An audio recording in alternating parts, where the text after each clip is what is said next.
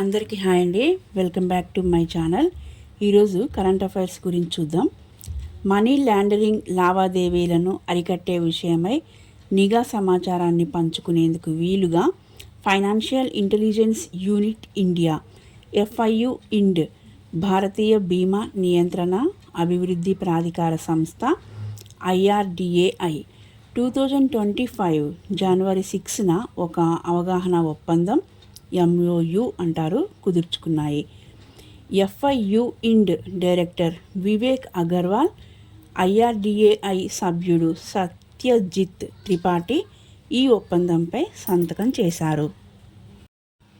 Andhra Pradesh high court legal services committee చైర్మన్గా న్యాయమూర్తి justice R Raghunandan Rao 2025 జనవరి 6న నియమితులయ్యారు.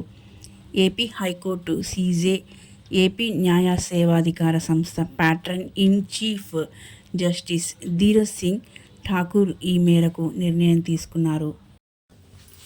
తమిళనాడు పురావస్తు శాఖ రాష్ట్ర వ్యాప్తంగా 140 ప్రాంతాల్లో కొంతకాలంగా జరిపిన తవ్వకాల్లో పెద్ద ఎత్తున పురాతన గ్రాఫిటీ గుర్తులు కనిపించాయి. వాటిలో 90% సింధులోయ నాగరికత కాలం నాటివని ఆ శాఖ నిర్ధారించింది. బాణం, త్రికోణం, పూలు, చేప తదితర ఆకృతుల్లో ఉన్న 15,184 గుర్తుల్ని పరిశోధకులు పరిశీలించారు. వీటితో పాటు ఆంగ్ల యు అక్షరం, వృత్తం, నిచ్చెన, X, స్వస్తిక్ గుర్తులు, చతురస్రాకార పెట్టెలను వెలికితీశారు. ఆంగ్ల భాష సంభాషణ నైపుణ్యంలో ప్రపంచ సగటు కంటే భారత్ మెరుగ్గా ఉందని పియర్సన్ నివేదిక వెల్లడించింది. ఈ అంశంలో దేశంలో తొలి స్థానంలో ఢిల్లీ 63, తర్వాతి స్థానాల్లో రాజస్థాన్ 60, పంజాబ్ 58 ఉన్నట్లు పేర్కొంది. గ్లోబల్ ఇంగ్లీష్ ప్రొఫిషియన్సీ పేరుతో పియర్సన్ సంస్థ ఈ సర్వే నిర్వహించి నివేదికను 2025 జనవరి 6న విడుదల చేసింది. అంతర్జాతీయ సౌర కూటమి ISA ఇంటర్నేషనల్ సోలార్ అలయన్స్ తదుపరి డైరెక్టర్ జనరల్గా ఎన్నికైన భారతీయుడు ఎవరు? ఆశీష్ ఖన్నా. 2025 మార్చి 14 వరకు ISA డైరెక్టర్ జనరల్గా కొనసాగనున్న అజయ్ మాథూర్ స్థానంలో ఈయన బాధ్యతలు చేపట్టనున్నారు.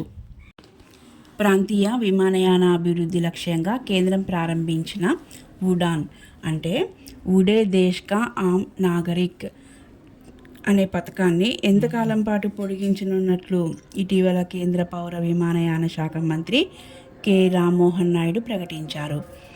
Answer 10 years. ఈ 2016 అక్టోబర్ 21న ఉడాన్ పథకం ప్రారంభమైంది.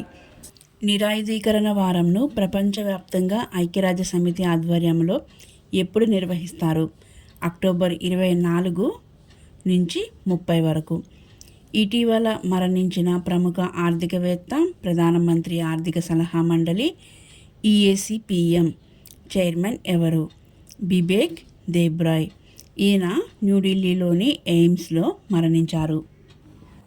ఆస్ట్రేలియాలోని ఏ నగరంలో ఇటీవల భారతదేశం నూతన కాన్సులేట్ని ప్రారంభించింది? బ్రిస్బెయిన్లో. విదేశాంగ మంత్రి S. జైశంకర్ దీన్ని ప్రారంభించారు. క్వీన్స్లాండ్ రాష్ట్రంలో ఇది తొలి భారతీయ కాన్సులేట్. దీంతోపాటు ఇప్పటికే ఆస్ట్రేలియాలోని మెల్బోర్న్, పెర్త్, సిడ్నీల్లో భారతీయ కాన్సులేట్లు ఉన్నాయి. Indian green building council IGBC నుంచి ధృవీకరణ పొందిన దేశంలోని మొదటి జూగా వార్తల్లో నిలిచిన దుర్గేష్ అరణ్య జూలాజికల్ పార్క్ ఏ రాష్ట్రంలో ఉంది? హిమాచల్ ప్రదేశ్లో. భారత పరిశ్రమల సమాఖ్య CIIలో భాగమైన IGBCని 2001లో ఏర్పాటు చేశారు. పర్యావరణ అనుకూల మౌలిక సదుపాయాల కల్పనతో పాటు పర్యావరణ పరిరక్షణకు చేస్తున్న కృషికి ఈ జూకు ఈ సర్టిఫికెట్ని ప్రకటించారు. మొదటి Under-19 ప్రపంచ బాక్సింగ్ ఛాంపియన్షిప్స్ పోటీల్లో భారత బాక్సింగ్ జట్టు మొత్తం ఎన్ని పతకాలు సాధించింది? 17. 4 స్వర్ణాలు, 8 రజతాలు, 5 కాంస్య పతకాలు. ప్రపంచ సునామీ అవగాహన దినోత్సవం WTAD world tsunami awareness day. దీన్ని ఏటా ఏ రోజున నిర్వహిస్తారు? నవంబర్ 5.